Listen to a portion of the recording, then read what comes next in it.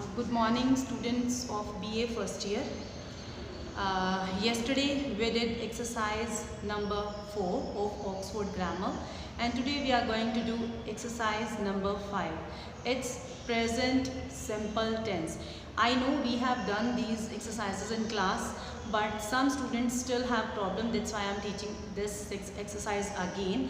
So open your book, Oxford Grammar, the present simple tense. Okay, present simple tense. I'm writing present simple tense. Okay, what does it mean? इसका formula क्या है? इसका formula क्या है? Subject के साथ we use verb की first form plus object. Okay, this is the formula. And with verb हम कभी कभी s es यूज करते हैं, and with verb first form कभी कभी हम s es यूज नहीं करते. ये सब किस पे डिपेंड करता है? आपके सब्जेक्ट पे. सब्जेक्ट पे डिपेंड करता है कि आप यूज करेंगे कि नहीं करेंगे. अब क्या बात है, आगे अगर हम देखें तो अगर तो आपकी सब्जेक्ट है वो क्या है? सिंगुलर है, तो हम एस यूज करते हैं.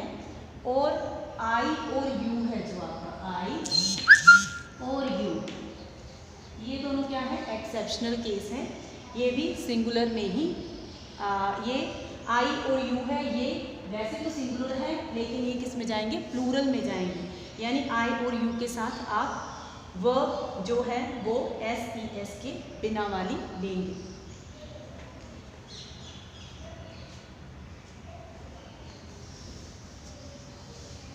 लाइक अगर मैं कहूँ कि सब्जेक्ट आपका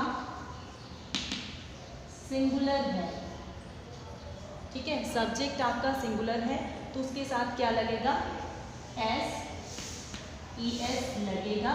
लेकिन जो आई है एंड यू है, ये किस में आ जाता है? आता तो ये सिंगुलर में है, सब्जेक्ट सिंगुलर में है, लेकिन इसको हम इसके साथ हम एस नहीं लगाएंगे. ओके. एंड जो आपका प्लूरल वर्ब है, प्लूरल सब्जेक्ट है, उसके साथ क्या है? हम जो एस है वो नहीं लगाएंगे. लाइक आपको मैं सेंटेंस बना के दिखाती हूँ. She speaks English. इसमें आप देख सकते हैं she is singular subject. Speak क्या है आपका? वर्ब की फर्स्ट फॉर्म. क्योंकि ये सिंगुलर है तो उसके साथ आपने एस लगा दिया. And English. अगर मैं शी की जगह दे कर दूँ, शी की जगह अगर मैं दे कर दूँ, देन दे, और यहाँ पे जो स्पीक है उसके साथ एस हट जाएगा. दे स्पीक इंग्लिश, क्योंकि दे क्या है? आपका प्लूरल सब्जेक्ट है. Okay, they speak English. So present simple tense में यही चीज़ है.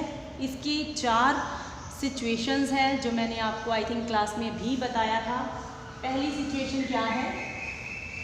Universal truth.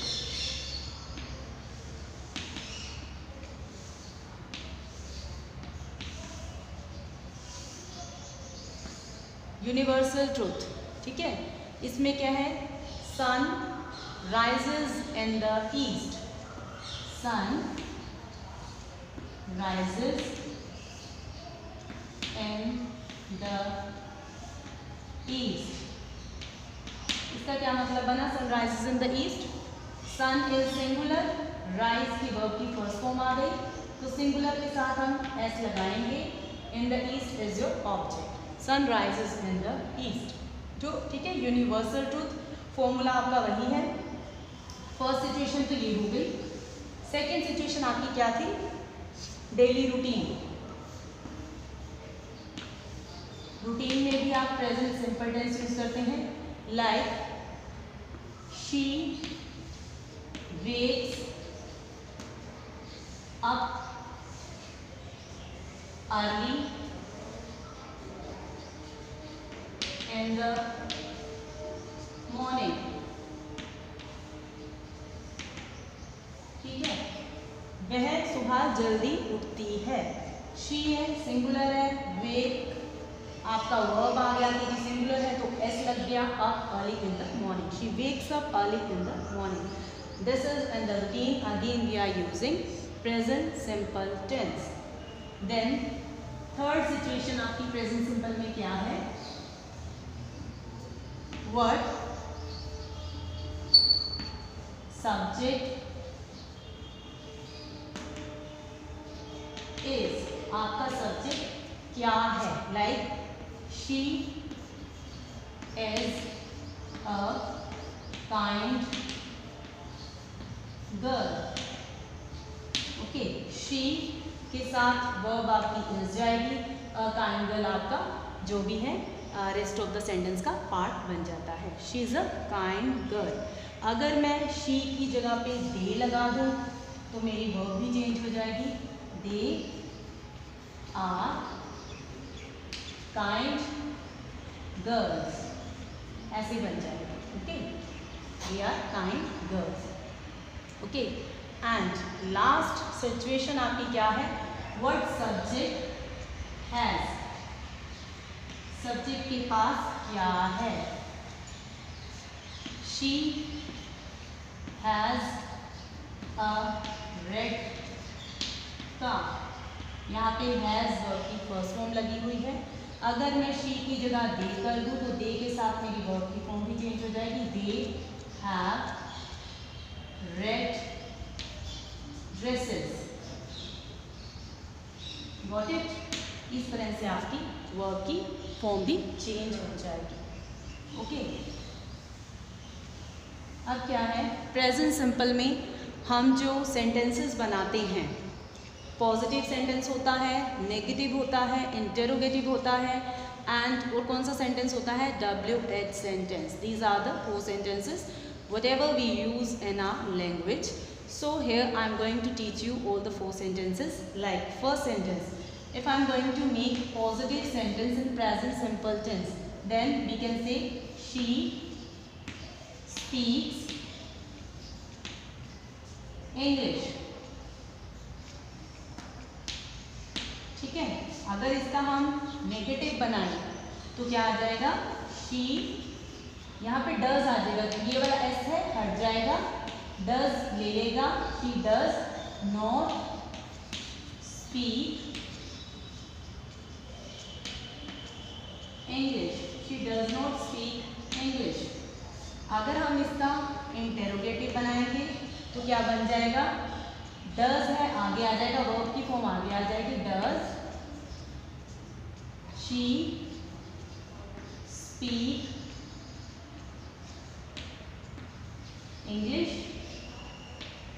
पीछे क्वेश्चन मार्क। और अगर मैं इसका WH बनाऊंगी तो कैसे बन जाएगा? वाई